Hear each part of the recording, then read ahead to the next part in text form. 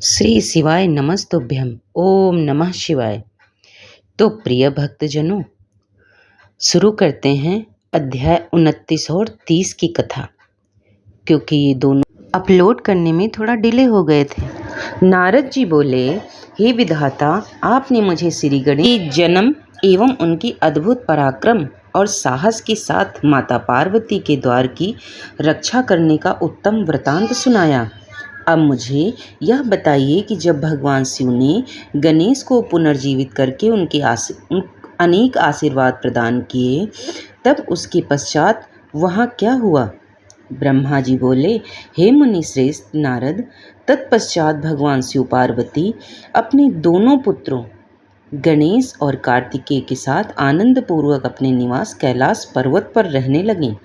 शिव पार्वती अपने पुत्रों गणेश और कार्तिकेय की बाल लीलाओं को देखकर बहुत प्रसन्न होते हुए और बहुत लाड प्यार करते वे दोनों अपने माता पिता की भक्ति भावना से पूजा अर्चना करते थे, जिससे शिव पार्वती बहुत प्रसन्न होते। धीरे धीरे ऐसी ही लीलाओं के बीच समय बीतता गया और गणेश व कार्तिकेय युवा हो गए। एक दिन शिव पार्वती साथ साथ बैठे हुए आपस में बातचीत कर रहे थे। देवी पार्वती ने भगवान शिव से कहा कि हे प्रभु, हमारे दोनों ही पुत्र विवाह के योग्य हो गए हैं, अतः हमें दोनों पुत्रों का विवाह कर देना चाहिए। तब दोनों ये विचार करने लगे कि पहले गणेश का विवाह किया जाए या कार्तिकेय का। जब माता पिता ने अपनी इच्छा पुत्रों को बताई तो उनके मन में विवाह की इच्छा जाग उठी। दोनों पुत्र विवाह के लिए सहर्ष तैयार हो गए। तब भगवान शिव अपने पुत्रों से बोले, हे पुत्रों, तुम दोनों ही हमारे लिए प्रिय हो, परंतु हम इस असमंजस में हैं कि तुम दोनों में से पहले किसका विवाह किया जाए। इसलिए हमने एक युक्ति निकाली है। तुम दोनों में से जो भी पृथ्वी की परिक्रमा करके पहले लौट आएगा, उसका विवाह पहले किया जाएगा। अपने माता पिता के ये वचन सुनकर कुमार कार्तिकेय तुरंत अपने वाहन पर सवार होकर यथाशीघ्र पृथ्वी की परिक्रमा करने हेतु माता पिता की आज्ञा लेकर निकल पड़े। परंतु श्री गणेश वहीं यथावत खड़े होकर कुछ सोचने लगे। तत्पश्चात उन्होंने घर के अंदर जाकर स्नान किया और पुनः माता पिता के पास आए और बोले, आप दोनों मेरे द्वारा लगाए गए इन आसनों को ग्रहण कीजिए, मैं आप दोनों की परिक्रमा करना चाहता हूँ। तब भगवान शिव और पार्वती देवी ने हर्षपूर्वक आसन ग्रहण कर लिया। शिव पार्वती के आसन पर बैठ जाने के पश्चात गणेश जी ने उन्हें हाथ जोड़कर बारंबार प्रणाम किया और उनकी विधि विधान से पूजा अर्चना की। पूजा करने के बाद उन्होंने भक्ति भाव से उनकी 7 बार परिक्रमा की। माता पिता की ऐसी 7 बार की परिक्रमा करने के पश्चात गणेश हाथ जोड़कर प्रभु के सामने खड़े हो गए और उनकी स्तुति करते हुए बोले, आपकी आज्ञा को मैंने पूरा किया है, अब आप यथाशीघ्र मेरा विवाह संपन्न कराएं। यह सुनकर शिव पार्वती ने गणेश से पृथ्वी की परिक्रमा कराने के लिए कहा। उन्होंने कहा कि जिस प्रकार कार्तिकेय पृथ्वी की परिक्रमा करने गए हैं, तुम भी जाओ और उनसे पहले लौट कर आओ, तभी तुम्हारा विवाह पहले हो सकता है। शिवा के ये वचन सुनकर गणेश जी बोले, आप दोनों तो महाबुद्धिमान हैं, आपके ज्ञान की कोई सीमा नहीं है, आप धर्म और शास्त्रों में पारंगत हैं। मैं तो आपकी आज्ञा के अनुरूप पृथ्वी की परिक्रमा 1 बार नहीं बल्कि 7 बार करके आया हूँ। यह बात सुनकर शिव पार्वती बड़े आश्चर्यचकित होकर बोले कि पुत्र, तुम इतनी विशाल 7 द्वीपों वाली समुद्र, पर्वत और कानूनों से युक्त पृथ्वी की परिक्रमा कब कराए? तुम तो यहाँ से कहीं गए ही भी नहीं। भगवान शिव और देवी पार्वती के इस प्रकार किए गए प्रश्न को सुनकर बुद्धिमान गणेश जी बोले, मैंने आप दोनों की पूजा करके आपकी 7 बार परिक्रमा कर ली है। इस प्रकार मेरे द्वारा पृथ्वी की परिक्रमा पूरी हो गई। वेदों में इस बात का वर्णन है कि आप अपनी माता पिता की श्रद्धा भाव से पूजा करने के पश्चात उनकी परिक्रमा करने से पृथ्वी की परिक्रमा का पुण्य फल प्राप्त होता है। माता पिता के चरणों की धूल की ही पुत्र के लिए महान तीर्थ है। वेद शास्त्र के इसको प्रमाणित करते हैं। फिर आप क्यों इस बात को मानने से इनकार कर रहे हैं? हे पिताश्री, आप तो सर्वेश्वर हैं, निर्गुण निराकार परम ब्रह्म ईश्वर हैं। भला आप कैसे वचनों को झुठला सकते हैं? कृपा कर बताइए कि शास्त्रों के अनुसार क्या मैं गलत हूँ? इस प्रकार गणेश जी के वचन सुनकर शिव पार्वती अत्यंत आश्चर्यचकित हुए। अपने पुत्र गणेश को वेदों और शास्त्रों का ज्ञाता जानकर उनकी प्रसन्नता की कोई सीमा न रही। तब मुस्कुराते हुए भगवान शिव पार्वती बोले, हे प्रिय पुत्र, तुम बलवान साहसी होने के साथ साथ परम बुद्धिमान भी हो। यह सत्य है कि जिसके पास बुद्धि बल है वह बलशाली भी है। बिना बुद्धि के बल का प्रयोग भी संभव नहीं होता है। बुद्धिहीन मनुष्य संकट में फंस जाने पर बलशाली होने के बावजूद भी मुक्त नहीं हो पाता। वेद शास्त्र और पुराण यही बताते हैं कि माँ बाप का स्थान सबसे ऊपर होता है। उनके चरणों में ही स्वर्ग है। अपने माता पिता की आज्ञा का पालन करना ही पुत्र का एकमात्र धर्म है। उनकी परिक्रमा पृथ्वी की परिक्रमा से भी बढ़कर है। अतः तुम्हारी बात सर्वथा सत्य है। तुमने कार्तिकेय से पहले ही पृथ्वी की परिक्रमा पूर्ण कर ली है। अतः हमें तुम्हारा विवाह सबसे पहले और शीघ्र ही करना है। जब भगवान शिव और पार्वती ने गणेश की बात का समर्थन कर उसे स्वीकार कर लिया, तब गिरिजानंदन प्रसन्न हो गए और अपने माता पिता को प्रणाम करके वहाँ से चले गए। महादेव जी अपनी प्रिया पार्वती जी के साथ बैठकर इस चिंता में डूब गए कि हम विवाह के लिए वधू की खोज कहाँ करें।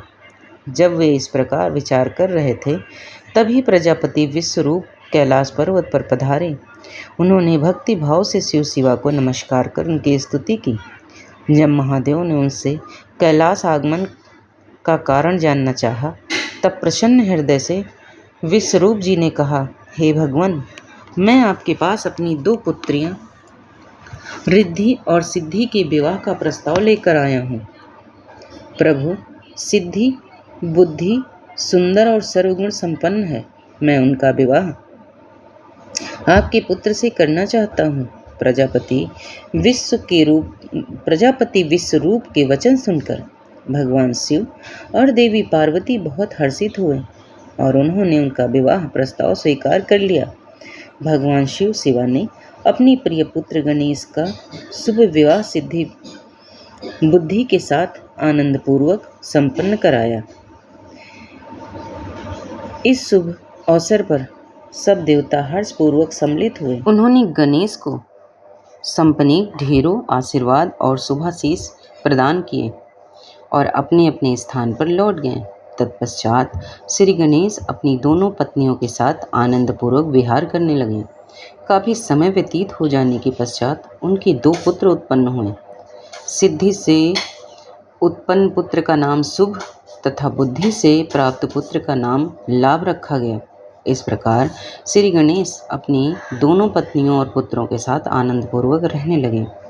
जब श्री गणेश को सुखपूर्वक अपना जीवन व्यतीत करते हुए समय बीत गया, तब कुमार कार्तिकेय पृथ्वी की परिक्रमा पूरी करके लौट आए।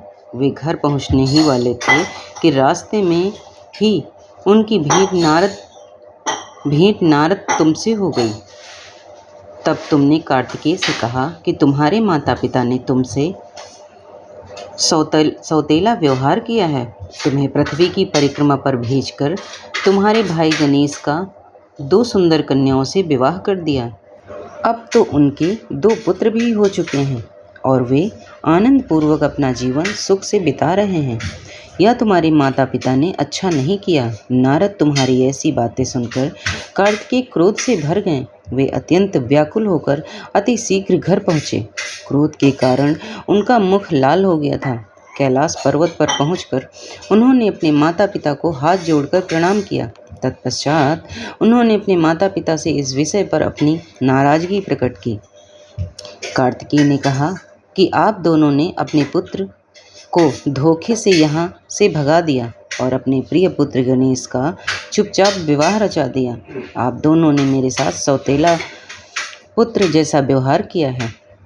यदि आप गणेश का ही विवाह पहले करना चाहते थे तो मुझसे एक बार कहते, मैं स्वयं अपने भाई गणेश का विवाह उत्साहपूर्वक आनंद के साथ कराता, परंतु आपने छल कपट का सहारा लिया है।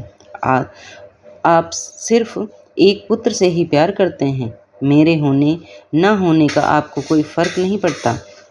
अंत में यहाँ से हमेशा हमेशा के लिए जा रहा हूँ। अब मैं क्रौच पर्वत पर जाकर सदैव तपस्या करूँगा। यह कहकर कुमार कार्तिकेय वहाँ से चले गए।